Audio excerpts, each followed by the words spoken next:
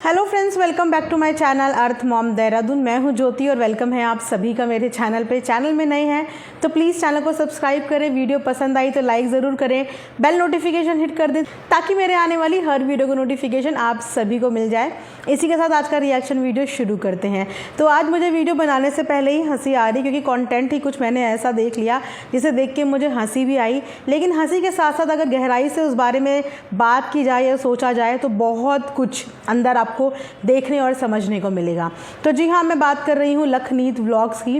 हालांकि आजकल उनके डेली के व्लॉग्स हमें कुछ ना कुछ सरप्राइज़ और कुछ ना कुछ शॉक ज़रूर देके जा रहे हैं। जहाँ पे बीते दिनों हमें कीर्ति और कैंडी का पैचअप देखने को मिला, वहीं पे आज की वीडियो में हमें करण, लखन और कैंडी का पैचअप देखने को मिला। जी हाँ, आप लोग भी हो गए ना हैरान। तो देखिए, इसे कहते हैं कि अगर इंसान करने पे आए तो वो क्या नहीं कर सकता, और अगर वाकई पे घर जोड़ने पे आए तो बिल्कुल भी सेकंड या मिनट नहीं लगते हैं। लगती है तो सिर्फ थोड़ी सी मेहनत और बस बाकी सारे उलझे सुलझे रिश्ते जो हैं वो सुलझ जाते हैं। यहाँ पे लखनीत व्लॉग्स में आज एक बहुत तगड़ा प्रैंक किया गया। हालांकि एक तरीके से आपको आज ऑफ कैमरा रियलिटी देखने को मिली है रावत फैमिली की।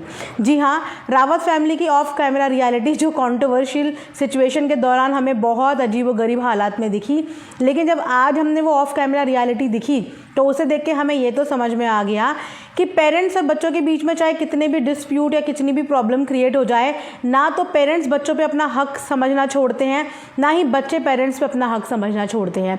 इसीलिए आज उन्होंने एक प्रैंक क्रिएट किया, जिस प्रैंक में करण और लखन की लड़ाइयाँ हो रही थी, जिनकी लड़ाइयों को देख के पेरेंट्स दौड़े दौड़े कमरे पे आते हैं, दोनों को बराबर सुनाते हैं, डांट लगाते हैं उन दोनों को, और करण को ये बात बोलते हैं कि तू कभी भी हाथ नहीं उठाएगा।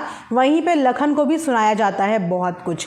वहाँ पे कीर्ति और कैंडी भी मौजूद होते हैं, क्योंकि वो भी कहीं ना कहीं एक प्रैंक का हिस्सा और पार्ट थे। लेकिन ये प्रैंक वीडियो शूट करने के दौरान ना हमें ऑफ कैमरा रियलिटी भी देखने को मिली कि ऑफ कैमरा जब ये लड़ते हैं तो चाहे कितने बड़ी बड़ी एलिगेशंस सोशल मीडिया पे जब कोई चीज़ टाइप करते हैं तो हम उस समय सामने वाले के एक्सप्रेशंस नहीं देख पाते। हमें लगता है कि कितनी बड़ी बात बोल दी, लेकिन जब सिबलिंग्स आपस में एक दूसरे के सामने होते हैं ना तो वो बच्चे ही लगते हैं। तो फाइट करते हुए भी वो बच्चे ही लग रहे थे, और जिस समय वो कॉन्ट्रोवर्सी के दौरान कमेंटबाजी में लड़ रहे थे उस समय भी वो बच्चे ही साउंड कर रहे थे। तो आज जब वो लड़े तो पेरेंट्स ने छुड़ाने की पूरी कोशिश की, वो बीच में इन्वॉल्व हुए। सबसे ज़्यादा टेंशन में उस समय आंटी लग रही थी, वो बिल्कुल बीच में ही बैठी हुई थी दोनों के।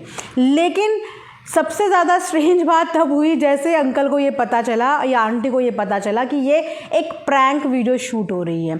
उसके बाद उन्होंने जो चप्पल उठा के जो धुलाई करी है, जो ज़बरदस्त तरीके से मारे हैं ना, वो बिल्कुल ऑफ कैमरा रियलिटी थी। मतलब उन्हें ये लगा होगा कि शायद ये चीज़ दिखाई ना गई, लेकिन उस समय उनको जो फीलिंग आई उन्होंने उसी हक से चप्पल बजाई दोनों ही बच्चों के, और वाकई में चप्पल बहुत ज़बरदस्त बजी थी।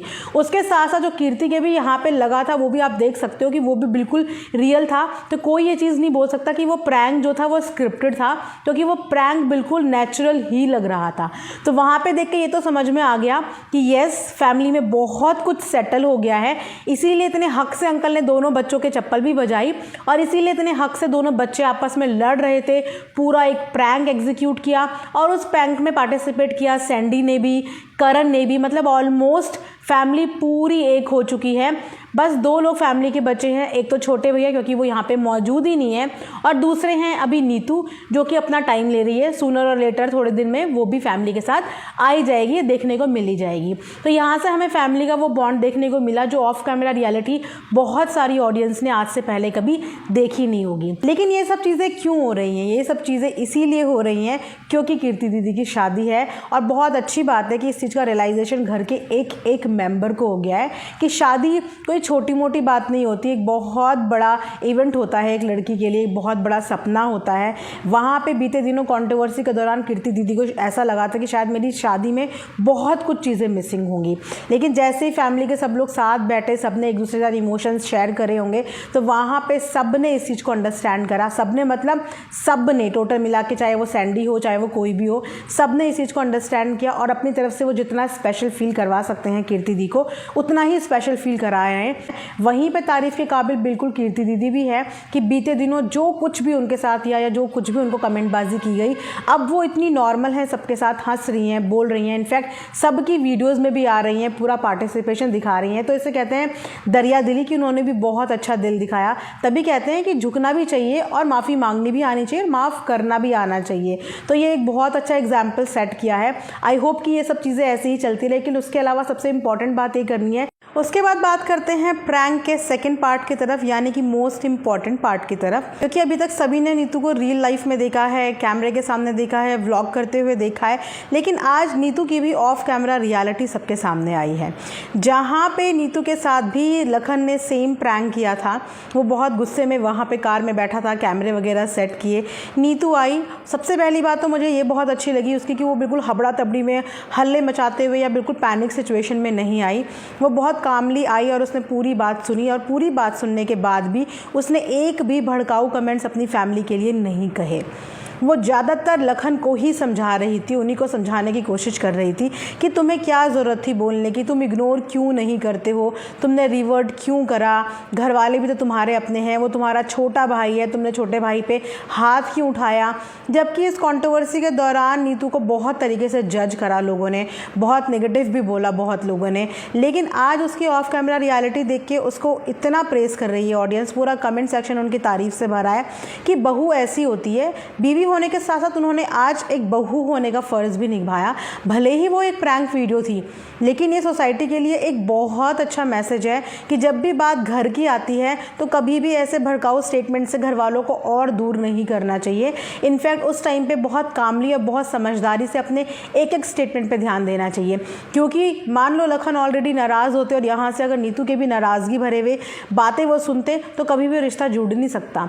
उन्होंने इतना कुछ इस बीच में सफ़र किया है, लेकिन उसके बाद भी जब उन्होंने आज सुना कि लड़ाई हो गई, झगड़ा हो गया, तो उन्होंने तब भी पूरी की पूरी गलतियां लखन की निकाली और पूरा का पूरा सिर्फ और सिर्फ उन्हीं को समझाने की कोशिश कर रही थी। फैमिली के बारे में उन्होंने एक भी नेगेटिव बात नहीं बोली। तो यहाँ से हमें ये तो पता चल गया कि नीतू रियल लाइफ में भी ऐसी है और रियल लाइफ में भी ऐसे ही है। और पॉडकास्ट चैनल के दौरान भी वो अपनी दिल की बातें कुछ बता ही नहीं पाई थी। उनकी आदत है कि वो सबकी तरह बहुत ज़्यादा एक्सप्रेसिव नहीं है, अधिकतर चीज़ें अपने दिल के अंदर रखती है, खासकर वो चीज़ें जो उन्हें हर्ट करती हैं।